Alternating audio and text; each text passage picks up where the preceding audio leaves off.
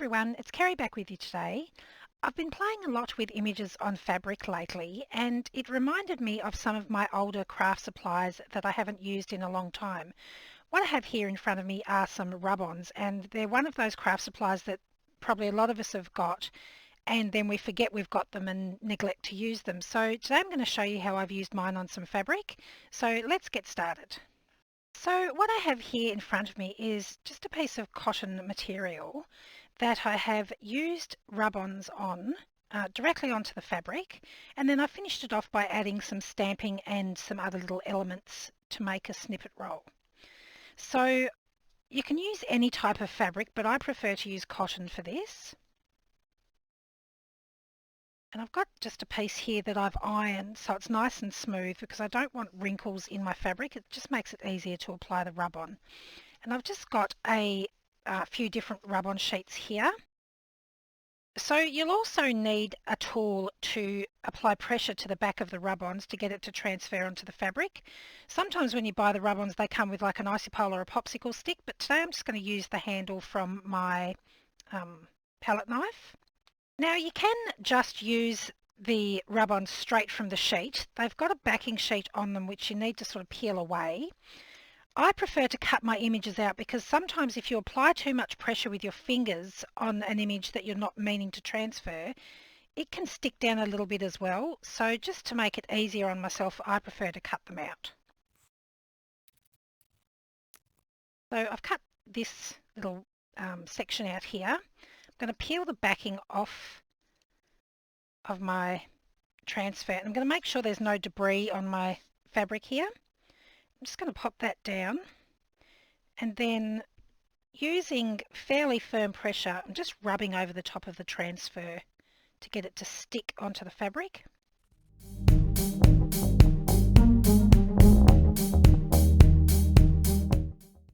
You have to make sure that you rub over all of the individual bits of the image.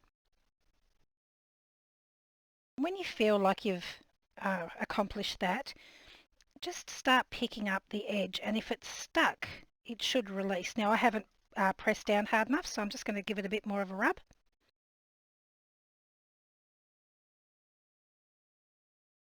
Now when I lift it, I can see the bottom of my stem has already transferred onto my fabric. I had another little piece of the leaf there that hadn't quite transferred, so I'll just pop it back down and rub it again.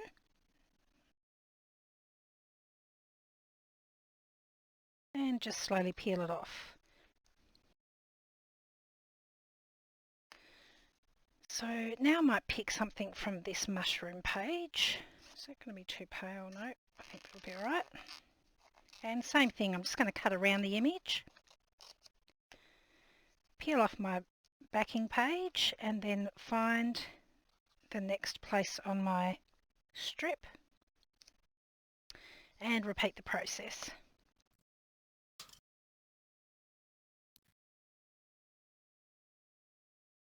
And there's my second little image there. So I'm just going to continue doing the same thing along the strip.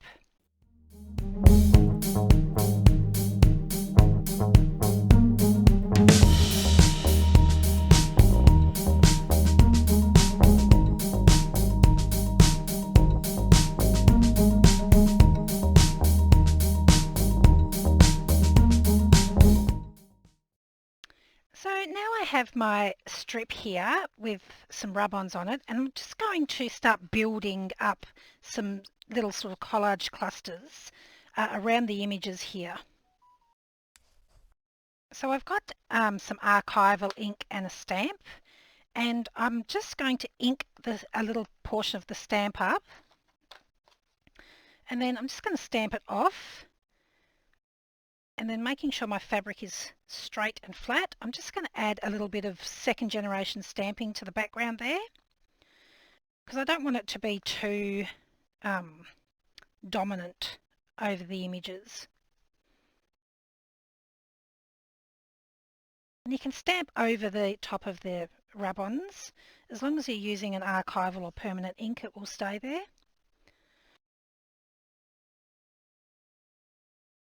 So that's just given me a little bit more interest there. So now I'm going to use some of these stamps from our Witchcraft Documented stamp set.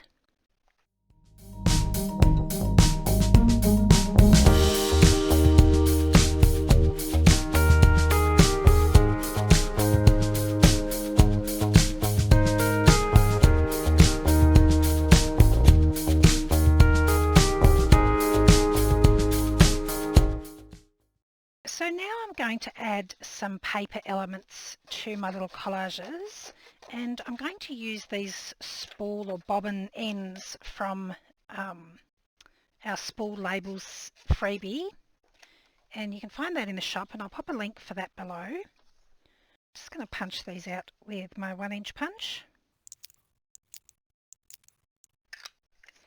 And I've also got a couple of other little ephemera pieces that I've cut from our fabric label set, and I'm just going to apply these with a little bit of glue and also a staple. So I might do these ones first. So I'm just going to lay them out first to make sure that I like the arrangement. Okay. And I'm going to be adding this staple, so I don't need too much glue.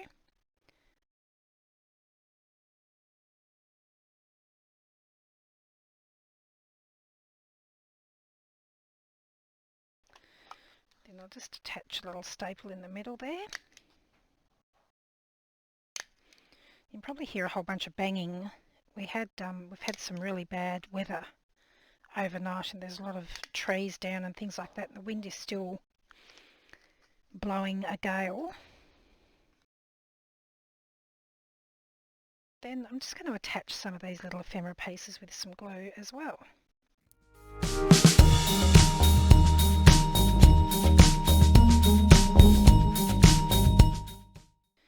So now I have my little collages complete along my snippet roll here. So you could just leave it as one long piece, but then you could also come in and just snip pieces off and use them in your journals or on other projects as well. So once it's dry, I'll probably just wrap it around a little spool similar to this one. I actually made a tutorial on these, so I'll pop the link in the description box below for those. We also just wanted to thank all of our subscribers for supporting our channel, and we're doing a little giveaway. The giveaway will be open for 2 weeks from the date that the video goes up, and it will be open to everyone worldwide.